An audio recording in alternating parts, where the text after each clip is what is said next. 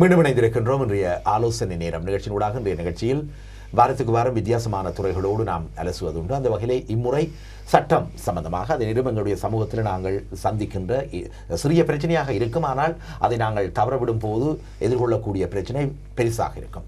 எனவே அதை தவிர்ப்பதற்காக நாங்கள் எவ்வாறு கையாளலாம், இதற்றை சட்டபூர்வமாக நாங்கள் எவ்வாறு அணுகலாம், இவை போன்றவற்றை நாங்கள் இங்கே அழைத்திருக்கின்றோம். இன்றைய சட்ட வல்லுநர், நீங்கள் யாவரும் அறிந்த ஹெய்ஸில் புகழ்பெற்ற ஜே விஸ்வா சொலிசிட்டர்ஸ் நிறுவனத்தினுடைய நிர்வாக முகாமையாளராக இருக்கும் சொலிசிட்டர் திரு ஜெயராஜன் விஸ்வலிங்கம் அவர்களை மீண்டும் இணைகின்றோம். நாங்கள் முதல் பகுதியில் கதைத்த விடயத்தோடு ஒட்டியதாக இன்னொன்று இருக்கிறது.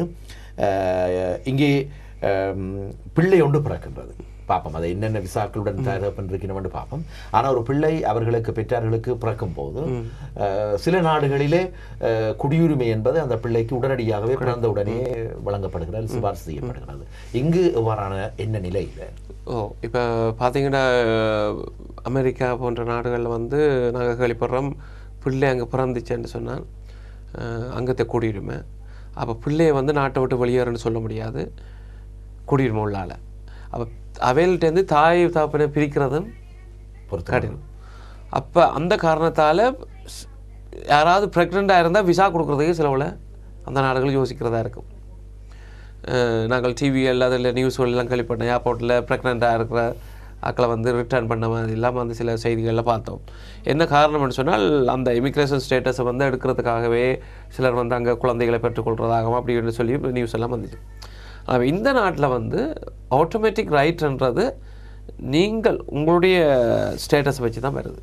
இப்போ உங்களோட தாய் தகப்பன் இதில் யாராவது பிரிட்டிஷ் சிட்டிசனாக இருந்தால் நீங்கள் ஆட்டோமேட்டிக்காக வேறு நாட்டில் பிறந்தாலும் வந்து நீங்கள் பிரிட்டிஷ் பாஸ்போர்ட்டுக்கு அப்ளை பண்ணலாம். அல்லது உங்களோட தாய் தகப்பன் செட்டில்டாக இருந்துச்சுன்னு சொன்னால் நீங்கள் பிறக்கும்போது அவையிலும் வந்து பிரிட்டிஷ் ஆகிடும். நீங்கள் பிறக்கும்போது உங்கள் தாய் தகப்பன் வந்து செட்டில்டு இல்லை, நீங்கள் பிறந்த பிறகு செட்டில்டாக வந்துச்சுன்னா நீங்கள் ரெஜிஸ்டர் பண்ணி அந்த ஆட்டோமேட்டிக் ரைட் அண்ட் இல்லை, யூ ஆர் என்டைட்டில் டு ரெஜிஸ்டர்னு சொல்கிறாங்க. அப்போ நீங்கள் 15 தான் பிரிட்டிஷாக வரணும், ரெஜிஸ்ட்ரேஷன் மூலம் வர முடியும். அதே மாதிரி இந்த பிரிட்டிஷ் ஓவர்சீஸ் டெரிட்டரிஸ் அங்கே ஓவர்சீஸ் சிட்டிசன்ஸாக இருக்கிற ஆக்களுக்கு வந்து சில சலுகைகள் இருக்குது. ஸ்டேட்லெஸ்ஸாக இப்போ ஹாங்காங்கில் பிறந்திருப்பினும் அவை வந்து இப்போ அது கோலனியாக இருந்தது, அது அந்த இதுக்குள்ளே வந்து பிரிட்டிஷ் நேஷனாலிட்டி ஆக்டுக்குள்ளே வந்து அவைகளுக்கும் ப்ரொவிஷன்ஸ் செய்திருக்கிறாங்க. வந்து அவையிலும் பிரிட்டிஷ் ஆகிறதுக்கும் ஓவர்சீஸ் அவங்க வாரதுக்கு, ஏன்னா லிட்ரலி வந்து ஸ்டேட்லெஸ்ஸாக போயிடும். வந்து அப்போ வந்து ஒரு 10,000 மேற்பட்ட பாஸ்போர்ட் வந்து இஷ்யூ பண்ணப்பட்டது அங்கே இருக்கும்போது, ஏன்னா ஸ்டேட்லெஸ் பீப்புளாக இருக்கிறதால. அது இந்தியா பாகிஸ்தான் அப்படியான நாடுகளில் கூடுதல் நாட்கள் அது கிடைச்சது வந்து அப்படி அங்கே பிறந்தாக்கள்னுடைய. இப்போ அடுத்த கேட்டகரி வந்து இங்கே ஒன்றுமே வீசாவே இல்லாதான் இருக்கிறார்கள். அப்படியான ஆக்களுக்கு வந்து நீங்கள் 10 years இருந்தால் தான் அந்த பிள்ளையை பதிவு செய்ய முடியும்.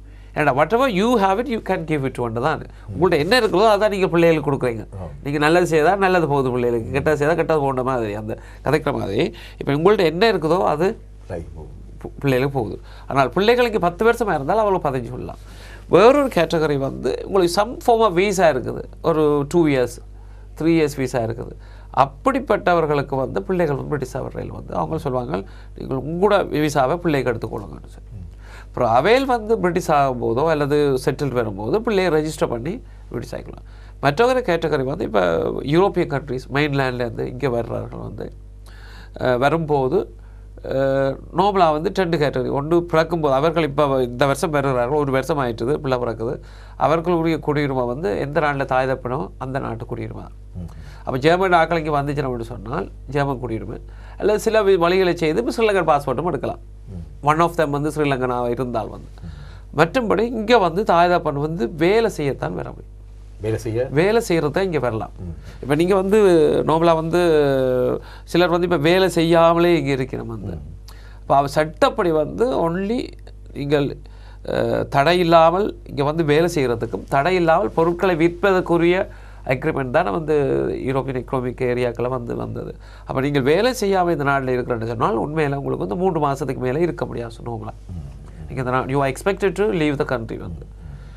அப்போ அந்த சூழலை வந்து நீங்கள் படிக்கணும் அல்ல வேலை செய்யணும், ஃபுல் டைம் எஜுகேஷனில் இருக்கணும். படிக்கிறாக்களுடைய டிபெண்டன்ஸுக்கு லிமிட்டட் ரைட் வந்து, வேலை செய்கிற ஆக்களுக்கு வந்து full right as a British citizen வந்து அதை விட எக்ஸ்ட்ராவே இருக்குது வந்து உண்மையில் பார்த்தீங்கன்னு சொன்னால். இப்போ அவர்களுக்கு வந்து இங்கே 5 வருஷமாக வேலை செய்திருந்தால், 5 வருடமாக தொடர்ந்து படித்திருந்தால் அந்த எவிடன்ஸை வச்சு நீங்கள் அவர்களுக்கு பிரிட்டிஷ் சிட்டிசனுக்கு பாஸ்போர்ட்டுக்கு அப்ளை பண்ணும்போது ஏன்னா செட்டில். ஆனால் 5 வருஷம் முடிஞ்ச பிறகு அந்த பிள்ளை பிறந்திருக்கணும். இந்த 5 வருஷத்துக்கு உள்ள பிள்ளை பிறந்து 5 வருஷம் முடிஞ்ச பிறகு வந்து நீங்கள் ரெஜிஸ்டராக செய்ய முடியுமே தவிர ஆட்டோமேட்டிக்காக பிரிட்டிஷ் ஆகிறா. அப்போ 5 வருஷமாக நீங்கள் தொடர்ந்து வேலை செய்திருந்தீங்கன்னு சொன்னால் அதுக்கு பிறகு பிள்ளை பிறந்துச்சு, அல்லது உங்களுக்கு இங்கே பிஆர் எடுத்து பிறகு பிள்ளை பிறந்துச்சுன்னு சொன்னால் அது பிரிட்டிஷ் சிட்டிசனாக வேறு வந்து நீங்கள் பாஸ்போர்ட்டுக்கு அப்ளை பண்ணலாம். அல்லது அதுக்கு உடைய எவிடன்ஸ் வந்து 5 இயர்ஸுக்கு தொடர்ந்து நீங்கள் வேலை செய்திருக்கணும். இடையில பிரேக் வந்துச்சுன்னு சொன்னால் அப்புறம் அது you have to start again. இந்த 5 வருஷத்து டைமில் வந்து மேக்ஸிமம் 6 மந்த் வந்து நீங்கள் ஜாப் சீக்கர்ஸாக இருக்கலாம் அட் எனி டைம் வந்து. அதாவது இப்போ நீங்கள் இப்போ வந்து ஜெர்மனிலேருந்து வாரீங்க இல்லை ஃப்ரான்ஸ்லேருந்து வாரீங்க, 1 மாதம் ஜாப் சீக்கர்ஸ் அலவன்ஸில் இருக்கிறீங்க, இல்லை ஜாப் சீக்கர்ஸ் தர்றீங்க, அப்புறம் வேலையை ஆரம்பிக்கிறீங்க, அப்புறம் 1 வருஷம் கழிச்சு 2 வருஷம் கழிச்சு வந்து உங்களுக்கு வேலை இல்லாமல் போயிடுது. அப்போ அதில் ஒரு 2 மந்த்ஸ் வந்து இருக்கிறீங்க. திரும்ப ஒரு 4th இயர் வந்து உங்களுக்கு ஒரு 1 மந்த் வந்துடுது, ரைட்? இப்படி வந்து கிட்டத்தட்ட ஒரு 6 மாதம் வந்துட்டேன்னு சொன்னால் 6 மாதத்துக்கு மேலே இருந்தீங்கன்னு சொன்னால் கூட அந்த கண்டினியூட்டி பிரேக் ஆகிடுது. அந்த கண்டினியூட்டி பிரேக் ஆனதால் உங்களுக்கு வந்து அந்த 5 வருஷமாக அதை கன்சிடர் பண்ண மாட்டாங்க. அந்த காரணத்தால் உங்களோட பிள்ளைகளுக்குரிய பாஸ்போர்ட்டை வந்து ரிஃப்யூஸ் பண்ணப்படலாம்.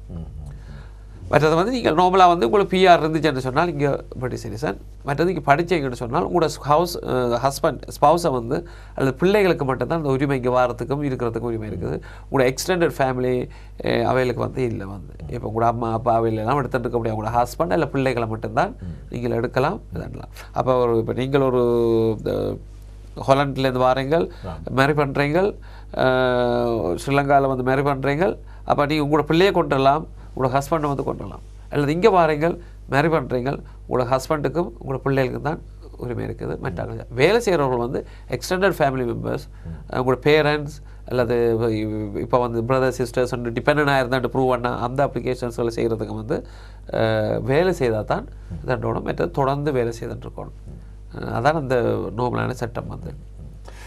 நல்ல தகவல்களை பரிமாறியிருக்கிறீர்கள் எங்களுடைய ஜெயராஜன் விஸ்வலிங்கம் அவர்களே. அதே நேரம் குறிப்பாக இன்றைக்கு பிரித்தானியாவை பொறுத்த நீங்கள் பிரித்தானியாவை சார்ந்த ஒரு சட்ட வல்லுநர் என்ற முறையில் இன்றைக்கு பிரித்தானியாவை பொறுத்தவரையில் இன்றைக்கு பெரும்பாலான ஐரோப்பிய நாட்டு சமூகங்கள் இங்கு வாழ்கின்றன. இப்பொழுது பெரும் படையெடுப்பே நிகழ்ந்து கொண்டிருக்கிறது. அதற்கு எதிராக சட்டங்கள் கொண்டு வருவதற்கு இங்கே 2 கட்சிகளுமே பெரும் கட்சிகள் போட்டி போடுகின்றன. தங்களுடைய தேர்தல் பிரச்சாரத்தில் இவற்றை முன்வைக்கின்றன. அது வேறொரு அரசியல் முன்னெடுப்பாக இருந்தாலும் சாதாரணமாக இன்றைக்கு பல நாடுகளில் இருந்து வந்தவர்கள் இங்கு உள்ள பிரிட்டிஷ் பிரஜா உரிமையை பெறாமல் தொடர்ந்தும் தங்களுடைய அந்தந்த நாட்டு விசாக்களை தக்க வைத்துக் கொள்கிறார்கள். மாற்றமே இல்லை. ஆனால் அவர்கள் இங்கு வந்து தொடர்ந்து வேலை செய்பவர்கள் இருக்கிறார்கள். அதே நேரம் வீடுகளை வாங்கி, சொத்துக்களை வாங்கி, கடைகளை வாங்கி நடத்துபவர்களாக இருக்கின்றார்கள். இவ்வகையானவர்களுக்கு, அதாவது இந்த விசாக்களை கொண்டு நல்ல நிலையில் இங்கே இருப்பவர்களுக்கும் பிரிட்டிஷ் பிரஜா உரிமை பெற்று வாழும் எம்மவர்களுக்கும் இடையில ஏதாவது தகுதி அடிப்படையில், அந்தஸ்து அடிப்படையில் வித்தியாசங்கள் இருக்கா? உண்மையில் வந்து நீங்கள் ஒரு பொதுவாக ஒரு ஆள்கிட்ட ஒரு லோயர்கிட்ட, ஒரு குவாலிஃபைட் லோயர், ஒரு எக்ஸ்பீரியன்ஸ் லோயர்கிட்ட கேட்டிங்கன்னு சொன்னால், அல்லது சாதாரண குடிமகன்கிட்ட கேட்டால் கூட தெரியும், யூரோப்பியன் நேஷனல் வந்து பெட்டர் ஆஃப் நல்ல சூழல் இருக்கணும் தேன் ஒரு பிரிட்டிஷ் சிட்டிசன். நீங்கள் இப்போ ஒரு குடியுரிமை பெற்றேன்னு சொன்னால், இப்போ நான் திருமணம் செய்து என்னுடைய மனைவி ஸ்பான்சர் பண்ணி எடுக்கிறேன்னு சொன்னால் மினிமம் 18,600 காட்டும். அப்புறம் வந்து அக்கமடேஷன், கான்ட்ராக்ட், அது இதுன்னு சொல்லி எல்லாம் ப்ராப்பராக செய்யணும். இதே பார்த்தீங்கன்னு சொன்னால் ஒரு யூரோப்பியன் நேஷனல் வந்து அவர் அன்ரீசனபிளி பெனிஃபிட் எடுத்தால் கூட அன்ரீசனபிளாக டிபெண்டாக பெனிஃபிட் இல்லாட்டி டீசெண்டாக ஒரு நம்பர் ஆஃப் ஹவர்ஸை வேலை செய்யுதுன்னு சொன்னால் ஸ்பௌஸையோ சில்ட்ரனையோ ஈஸியாக ஸ்பான்சர் பண்ணிட்டு போகலாம். ஆனால் பிரிட்டிஷ் சிட்டிசனாக இருந்தால் நீங்கள் அப்படி செய்ய முடியாது. நீங்கள் அந்த ரூல்ஸுக்குள்ளே எல்லாம் ஃபாலோ பண்ணணும். ஈவன் ஒரு எம்ப்ளாயர் லெட்டர் வந்து ஒரு லைன் அந்த ரூல்ஸில் சொல்கிறபடி வந்து எஃப்எல்ஆர்எம், அந்த எஸ்சி, அந்த அதுக்குள்ளே வார இமிக்ரேஷன் ரூல்ஸுக்குள்ளே வார எஃப்எம்எஸ்சிக்குள்ளே வார அந்த ரூல்ஸில் சொல்கிற ஒவ்வொரு லெட்டர்ஸும் வந்து அதில் இருந்தால் தான், ஒரு எழுத்தும் அதில் இருந்தால் தான் உங்களோட லெட்டரே வேலிட் வந்து. அப்போ அப்படி ஒரு கடினமான ஒரு சூழ்நிலை. நீங்கள் 20, 30, 40,000 ரூபா ஏர்ன் பண்ணாலும் எல்லா பேஸ்லிப்பாக கொடுத்தாங்க கூட எம்ப்ளாயர் லெட்டரில் ஒரு சின்ன லைன், ஒரு சின்ன ஒரு வேர்டு மிஸ் ஆகிட்டேன்னால் நீங்கள் ரூல்ஸ் உள்ளபடி இது எல்லாம் சொல்லுது, நீ இதை சொல்லலை, அதால் நான் ரெஃப்யூஸ் பண்ணுறேன் சிம்பிளாக சொல்லிவிட்டு போய் கிடைப்பேன். அதுக்கப்புறம் நீங்கள் சிலவில் அப்பீல் போனால் கூட ஜட்ஜ் கூட சொல்லுவார், அந்த டைமில் ரூல்ஸில் சொன்ன மாதிரி லெட்டர் சொல்லலை, அதால் refused. All the way you going back to ஜீரோவில் வந்து திரும்பி ஆரம்பிக்கணும். யூரோப்பியன் பெட்டர் ஆஃப் வந்து அதே நேரத்தில் இப்போ யூரோப்பியன் டிபெண்டன்சி. இப்போ அம்மா அப்பா ஸ்பான்சர் பண்ணா ஈஸியாக ஸ்பான்சர் பண்ணலாம். இங்கே வந்து ஃபைனான்ஷியல் டிபெண்டன்சி, அதாவது காசு சம்பந்தமாக இமிக்ரேஷன் ரூல்ஸில் ஹோம் ஆஃபீஸ் கைடன்ஸ் சொல்லுது, காசில் நீங்கள் டிபெண்ட் ஆகிருந்தீங்கன்னா, நாட் மோரல், காசில் டிபெண்ட் ஆகிருந்தீங்கன்னு சொன்னால் அவங்களோட பேரண்ட்ஸ் அவங்களோட பிள்ளைகளில் நீங்கள் அந்த நாட்டில் போய் அவையோடு இருக்கலாம். காசு சம்மந்தம், பொருளாதார சம்பந்தமான டிபெண்டன்சி, ஃபைனான்ஷியல் டிபெண்டன்சின்னு சொல்கிறாங்க. ஆனால் இதே நாங்கள் இப்போ ஒரு பிரிட்டிஷ் சிட்டிசன் ஒரு ஆள் செய்கிறேன்னு சொன்னால் அவர் காட்டணும் அங்கே நீங்கள் ஒரு மெடிக்கல் ஸ்டாஃப், ஒரு ஹவுஸில் வச்சு கூட பேரண்ட்ஸை வந்து லுக் ஆஃப்டர் பண்ணுற ஒரு ஆள் வந்து எல்லாரையும் வச்சு, ஒரு டாக்டரை வச்சு எல்லாம் பே பண்ணி, ஒரு சர்வெண்ட்டை வச்சு பே பண்ணி, இதெல்லாம் செய்தும் அங்கே வச்சு நீங்கள் கூட பேரண்ட்ஸை பார்க்க முடியாட்டி தான் நீங்கள் கொண்டு வரலாம். தட் மீன்ஸ் வந்து nearly you even if you are mat வந்து யூ கேனாட் பிரிங் தம். புரியல உங்களுக்கு? அது உங்களோட தான் வாழ்ந்தாகணுன்றது வந்து எப்படி ப்ரூவ் பண்ணுறது? வெரி டிஃபிகல்ட் வந்து. அப்போ இப்போ எல்டர்லி டிபெண்டாக வந்து இங்கே பிரிட்டிஷ் சிட்டிசனாக கொண்டு வரது ஒரு சேலஞ்சிங் வந்து. Unless they want you see you, they cannot live with out, அந்த உங்களோட தான் வாழணும், நீங்கள் இல்லாமல் வாழ முடியாதுன்ற சூழல் எப்படி ப்ரூவ் பண்ணுறது? வெறும் டிஃபிகல்ட்டான சுச்சுவேஷனில் நான் அந்த பிரிட்டிஷ் சிட்டிசனை வந்து வச்சிருக்கிறோம். அதே இது யூரோப்பியன் நேஷனல் வந்து பெட்டர் ஆஃப் வந்து எல்லா இதுக்கும் வந்து ஸ்பவுஸ் விசாவோ பெனிஃபிட்ஸ் வந்து யூ ஈக்குவல் ரைட் வந்து பிரிட்டிஷ் சிட்டிசன் என்ன ரைட் இருக்கோ எல்லா ஈக்குவல் ரைட்டும் அந்த ஒரு ஹவுசிங் பெனிஃபிட்டோ, ஒர்க்கிங் டேக்ஸ் கிரெடிட்டோ, அவங்களுக்கு சைல்ட் டேக்ஸ் கிரெடிட்டோ, ஒரு ஹவுசிங் அலோகேஷனோ நீங்கள் குறிப்பிட்ட இயர்ஸ் வந்து இருந்தீங்கன்னா. ஆனால் ஒரே ஒரு விஷயம் வந்து நீங்கள் வேலை செய்யும்போது டிசேபிளாக வந்துட்டீங்கன்னு சொன்னால் 2 இயர்ஸுக்கு தொடர்ந்து நீங்கள் வேலை செய்திருக்கணும்.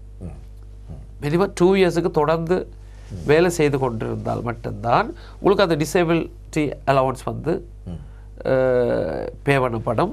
அல்லது பே பண்ணப்பட்டால் கூட நீங்கள் ஒரு ஸ்பவுஸையோ உங்களோட ஹஸ்பண்ட் ஒய்ஃபையோ கொண்டு வரேன்னு சொன்னால் தொடர்ந்து 2 இயர்ஸாக நீங்கள் வேலை செய்த எவிடன்ஸ் இருந்து சப்சிக்வெண்ட்டாக அதுக்கு பிறகு நீங்கள் டிசேபிளாக வந்தால் தான் உங்களோட ஸ்பவுஸையோ ஸ்பான்சர் பண்ண முடியும். இல்லாட்டி உங்களுக்கு இப்போ இங்கே பெனிஃபிட்டும் ரைட்டும் லிமிட்டட், உங்களோட ஸ்பான்சர்ஷிப் ரைட்டும் வந்து லிமிட்டட் வந்து. அப்போ அது வந்து பிரிட்டிஷ் சிட்டிசனுக்கு டிஃப்ரெண்ட். பிரிட்டிஷ் சிட்டிசனுக்கு உங்களுக்கு காசு கொஞ்சம் காட்டினீங்க என்றால் உங்களுக்கு அங்கே இந்த வாரால் வந்து benefit, even disability living allowance நீங்கள் எடுத்திருந்தால் கூட அங்கே இந்த வாராளுக்கு வந்து நீங்கள் சாப்பாடு கொடுத்து வீடு கொடுத்து பார்க்க முடியுமென்ற ஒரு ஸ்டேட்மெண்ட்டை காட்டினீங்கன்னு சொன்னால், காசையோ அல்லது வருமானத்தை காட்டினீங்கன்னு சொன்னால் நீங்கள் வந்து அவர்களை ஸ்பான்சர் பண்ணி எடுக்கலாம் வந்து. அதுக்கு வந்து எக்ஸப்ஷன் வந்து இமிக்ரேஷன் ரூல்ஸில் இருக்குது. ஆனால் இஏ நேஷனல்னு சொன்னால் அது கடினம். வேலை செய்திருந்தால் படிச்சிருந்தால் தான் நார்மலாக கொண்டு வரும். நல்லது. உண்மையில் ஒரு சிறிய கேள்வியாக இருந்தாலும் அதற்கு நீங்கள் போதிய சான்றுகளோடு நமது மக்களுக்கு நன்றாக விளங்கக்கூடிய விதத்தில் இவைதான் நாங்கள் பின்பற்ற வேண்டும். இவ்வகையான சட்ட நுணுக்கங்களை நாங்கள் இவ்வகையான சட்ட வல்லுநர்களை அறிவதற்கு முதல் நாங்கள் இவ்வகையான பிரச்சனைகள் எதிர்கொள்ள நேரிடும் என்பதை கவனத்தில் வைத்திருக்க வேண்டும். எனவே தான் ஒவ்வொரு விடயத்திலையும் நாங்கள் அதில் இறங்கும் போது ஒரு சட்ட ரீதியான ஆலோசனைகளை பெறுவது மிகவும் தேவையான விடயமாக தனியாக பிரித்தானியா மட்டுமல்ல இன்றைக்கு அனைத்து ஜனநாயகத்தை பேணுகின்ற மேலத்தேச நாடுகளிலும் நடைமுறையில் இருப்பதை நாங்கள் அவதானிக்கக்கூடியதாக இருக்கிறது. மீண்டும் ஒரு சிறிய இடைவெளிக்கு சென்று மீண்டும் இன்றைய ஆலோசனை நேர நிகழ்ச்சியில் இணைய இருக்கின்றோம். ஜெய் விஸ்வா சொலிசிட்டர்ஸ் நிறுவனத்தினுடைய சொலிசிட்டர் திரு ஜெயராஜன் விஸ்வலிங்கம் நம்மோடு இன்று இணைந்திருக்கின்றார்.